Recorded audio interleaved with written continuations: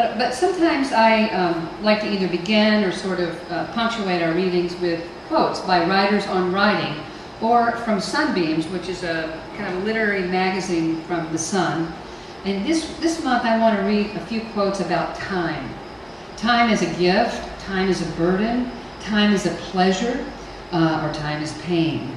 So I like this one by Tilly Osen, and this is a little girl who said, "The clock talked loud.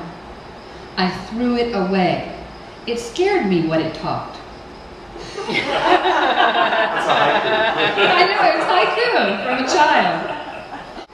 I'll always remember 1963 as the year my parents put Christ in Christmas.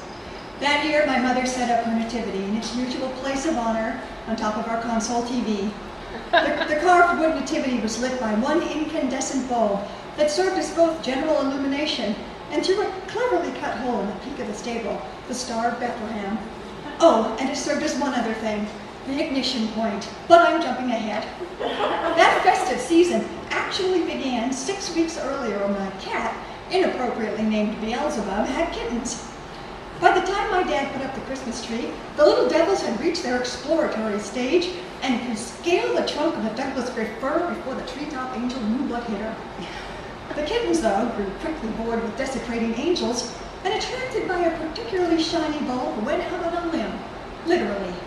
But then, unable to stop the lopsided weight of the 5 chubby kittens, the tree did a Holly Golightly timber and crashed onto the floor. Ornaments shattered, tinsel flew, water from the tree stand wiped out our entire cardboard village. My father ran in shouting, "Jesus Christ, what happened?" After my dad righted the tree and my sister and brother and I cleaned up, the kittens immediately toppled it again. This sent us kids into uncontrollable giggles, and by the third downing of the tree, our laughter rose to wet-your-pants levels. My father, who'd had a few rum toddies, muttered, "Jesus Christ, enough of this," and took what looked like railroad spikes and nailed the tree stand to our hardwood floor. My mother, just back from Christmas shopping, was greeted by the sound of a 5-pound sledgehammer. "Jesus Christ," she hollered, "what are you doing?" Her angry tirade would have continued had the flames from across the room not distracted her. In unison, my parents cried, "Jesus Christ!" The Star of Bethlehem had overheated and set the roof of the nativity ablaze. Several miniature ceiling beams crashed down onto the baby Jesus, incinerating him in front of his horrified parents, before they too were engulfed. The only survivors of the inferno were one lone shepherd and a slightly dazed sheep, but I'm not going there. Luckily, the nativity sat on a blanket of spun glass angel hair, so the flames sputtered out without spreading to our zenith black and white. We kids were thankful because we had plans to watch Mr. Magoo's Christmas Carol. There's nothing like poking fun at an elderly blind man to put you in the holiday spirit. And to this day, though I don't recall what gifts I received that year, I still remember the laughter I shared with my brother and sister. And despite the baby Jesus going up in flames, it was my best Christmas ever. Pam actually was our first audience pick last month. I think we must have been longing for humor. And so you brought it on, and it's great to have your voice back with us. Okay, let's see who's next.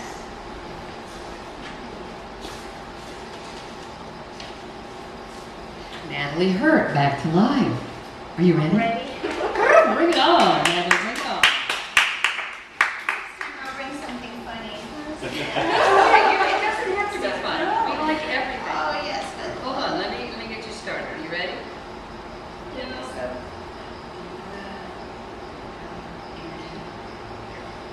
Back to life, spitting and wildly swaying, sings. Back to reality, loud and snorting with hysterical giggles, he sings from his 5-point restraining chair. He disgusts and terrifies me, but I force myself to look at him. I try to see the sweetness in his playful grin, the sweetness that truly is there beneath the madness. I look at him and his puffy red gums, the skeletal body and black hair standing in coarse tufts on his head. This isn't my brother. I smile at him, but inside I'm not smiling. I'm crying, lashing out and pushing against the walls of my finite body. I'm crazy too, I know. I'm just better at holding it in and keeping it together. Last year, on Easter Sunday, the voices finally got him.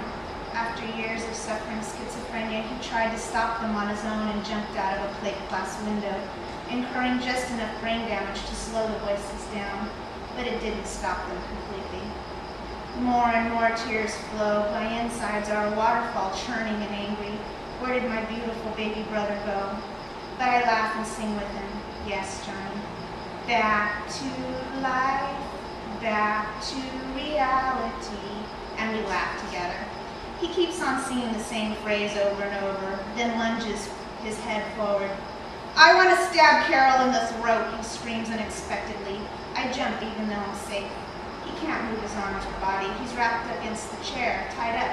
He's tied up because he has a bad habit of going after people and biting chunks out of them.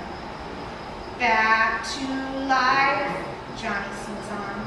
What happened? I look at him now, the beautiful shape of his mouth and smile, the way his lower black eyelashes are just as long as the upper ones. For a moment, when I look at those dark eyes, I see the spark of him who loved nothing more than to sit and read a good book, him, the mischievous imp who with a crooked smile who can make anybody laugh. He stops singing abruptly, rolls his head around and scrunching his face into a cry. He sobs, I don't want to be this way. Please help me. What can I do? I don't want him to be this way either. He sits very still, trembling. I know that he's fighting the tics and voices with all of his strength. I want to reach in those eyes and get him, take him out of that crooked body and away from all of those medicines, away from those voices and that beast inside of him. I want to take a chair and bash a wall, save my brother and his brilliant mind. But I can't. So I leave him there. And this time, when I leave, I tell myself that it's okay to go back to life, my life, because the brother I once knew is already gone. Thank you, Natalie. I think you'll feel much better when you hear me read my piece tonight. There's some synchronicity in it. My body fucking aches for you. You wooed me. You drew me in. I wanted just to be your friend. You weren't my type. Too white bread. You drove a Suburban. You'd given up on having a life. I loved raw foods, keeping the ocean clean, tantra and kirtan. You loved sushi, watching the news, soccer, and Oscar Hammerstein. I questioned authority. You worked for the government. I kept my own hours. You worked on your off ones. You had a pacemaker, 3 stents, and high blood pressure. I took vitamins, rubbed reflex points, and adjusted my own back. All of this worked for you. You dropped 20 pounds, stopped pharmaceuticals, but stayed skeptical. I danced like a banshee. You followed suit. Our hearts collided, our laughter contagious, our kisses resuscitative, our breath revealing, our love healing. You were my air, I was your fire. You drew me in, and I surrendered. You ran to comfort, I chose life. My body fucking aches for you.